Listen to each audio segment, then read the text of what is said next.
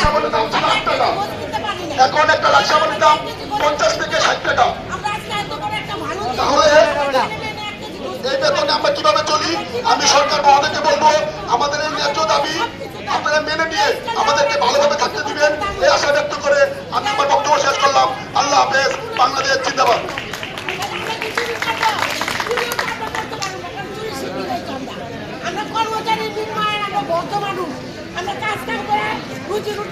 এখন বক্তব্য রাখবেন বাংলাদেশ চতুর্থ শ্রেণীর ঢাকা মেডিকেল কলেজ হাসপাতালের সাংগঠনিক সংসদের সহ সভাপতি মোহাম্মদ আয়ুব আলী।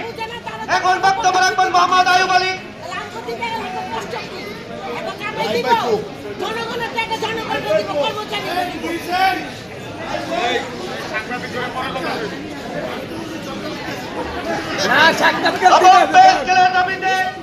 বাংলাদেশ সরকারি কর্মচারী সমন্বয় পরিষদের কেন্দ্রীয় কমিটির ঘোষণা অনুযায়ী আজকে আমাদের ঢাকা মেডিকেল কলেজ সমন্বয় পরিষদের উদ্যোগে যে বিক্ষোভ মিছিল করেছেন, এখন মিছিলে বক্তব্য দেবেন বাংলাদেশ চতুর্থ শ্রেণীর ঢাকা মেডিকেল কলেজ হাসপাতালের সাংগঠনিক সংসদের মোহাম্মদ আয়ুব আলী।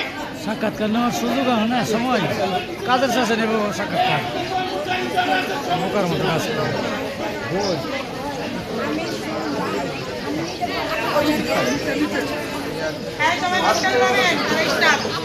আপনার মনের যে ভাব